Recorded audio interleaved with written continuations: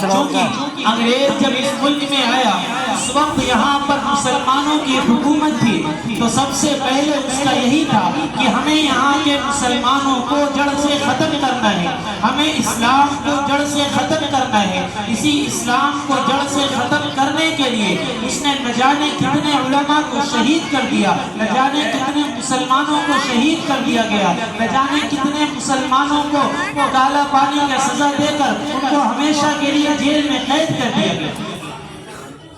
کیونکہ انہوں نے اس انگریز کے خلاف آواز اٹھائی تھی، اپنی آزادی کے لیے آواز اٹھائی تھی۔ انہوں نے دوسرے طبقے کی طرح انگریز کا ساتھ نہیں دیا، بلکہ اپنے آپ کو آزاد کرانے کے لیے، کیونکہ مسلمانوں کی غیرت ہے، حمیت ہے، اس کو انگریز نے للکارا تھا، اور اس وجہ سے انہوں نے اپنی جان کی قربانی کا نذرانہ پیش کر دیا۔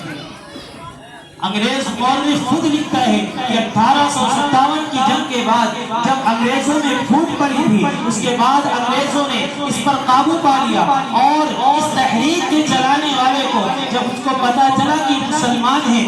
حکم دے دیا کہ کہیں بھی گاڑی ٹوپی والا کوئی بھی شخص دکھے فوراً اس کو سولی پر چڑھا دیا جائے۔ یہی حال تھا کہ لال قلعہ سے لے کر کے موجودہ لاہور تک کوئی درخت ایسا نہیں بچا تھا کہ جس درخت پر کوئی بھی عالم کی لاش نہ لٹک رہی ہو۔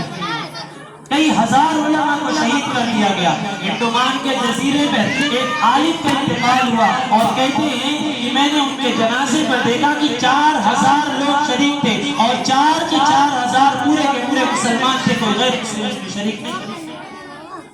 یہ حال تھا ہمارے ہندوستان کا کہ جب سے 1857 کے بعد 1922 تک مسلسل لڑائی چلتی گئی، اور اس میں علماء کرام نے مسلمانوں نے اپنی قربانیاں پیش کی۔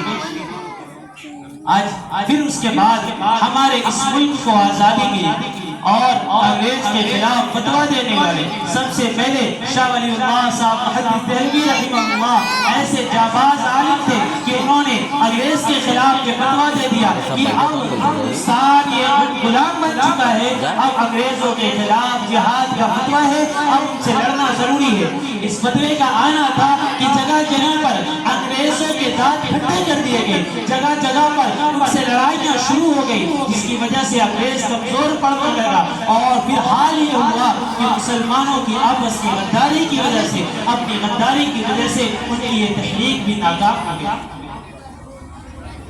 پھر دارالعلوم دیوبند جیسی تحریک وجود میں آئی، ایک تحریک تھی دارالعلوم دیوبند جیسی، اور بنیاد رکھی گئی۔ انگریز یہاں آیا تھا اسلام کو ختم کرنے کے لیے، مسلمانوں کو ختم کرنے کے لیے، لیکن اس میں دارالعلوم جیسی بنیاد ایسے ماحول میں رکھی گئی کہ جب ایک دشمن ہمارے سر پر تھا کہ ہم یہاں سے تمہارا صفایا کر دیں گے، اسی دارالعلوم دیوبند سے قاسم نانوتوی جیسا، اور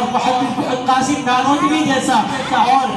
حسین احمد مدنی جیسا، شیخ الہند جیسا مجاہد وہاں تیار ہو کر کے نکلا۔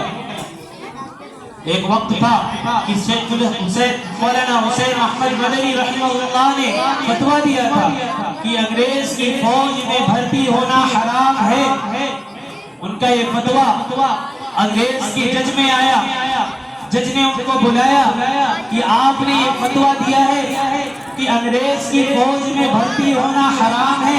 مولانا حسین احمد مدنی نے فرمایا کہ فتویٰ دیا کیا ہوتا ہے، میں اب بھی فتویٰ دیتا ہوں کہ انگریز کی فوج میں بھرتی ہونا حرام ہے، حرام ہے، حرام ہے۔ انگریز جج کھڑا ہو گیا اور کہا کہ کیا تمہیں پتا ہے تمہارے اس بات کی وجہ سے تمہیں کیا سزا دی جا سکتی ہے؟ کہتے ہیں کہ بتاؤ کیا سزا ہے؟ اس نے کہا کہ تمہیں سولی دی جا سکتی ہے۔ کہتے ہیں انہوں نے اپنی ایک اٹیچی نکالی، اٹیچی سے ایک سفید کپڑا نکالا اور فرمانے لگے کہ حسین احمد مدنی جب دیوبند سے چلا تھا تو اپنا کفن ساتھ لے کر آیا تھا کہ تجھ کو جو فیصلہ کرنا ہے کر لے، میرا فتویٰ نہیں بدلنا۔ یوں ہی نہیں ہمیں آزادی ملی، یوں ہی نہیں ہمیں آزادی ملی۔ ہماری تاریخ ایک تاریخ ہے، ہمارے اکابر کی ایک تاریخ ہے۔ انہوں نے اپنی قربانیوں سے، اپنے خون سے اس دھرتی کو سینچا ہے۔ اسی لیے شاعر نے کہا تھا جب گلستان کو خون کی ضرورت پڑی، جب گلستان کو خون کی ضرورت پڑی، سب سے پہلے گردن ہماری کٹی۔ اب ہم ہی سے کہتے ہیں یہ اہل چمن، یہ چمن ہمارا ہے، ہمارا ہے۔ آج کا دستور آپ دیکھیے، آج کا حال آپ دیکھیے کہ جن مسلمانوں نے اپنے خون سے اس ملک کو آزاد کرایا تھا، آج انہیں کو غدار وطن کہا جاتا ہے، آج انہیں کو غدار وطن کہا جاتا ہے، انہیں کے سامنے انہیں کو ہر قسم کا غدار کہا جاتا ہے اور کہا جاتا ہے تم اپنے دیش بھکت ہونے کا ثبوت دو۔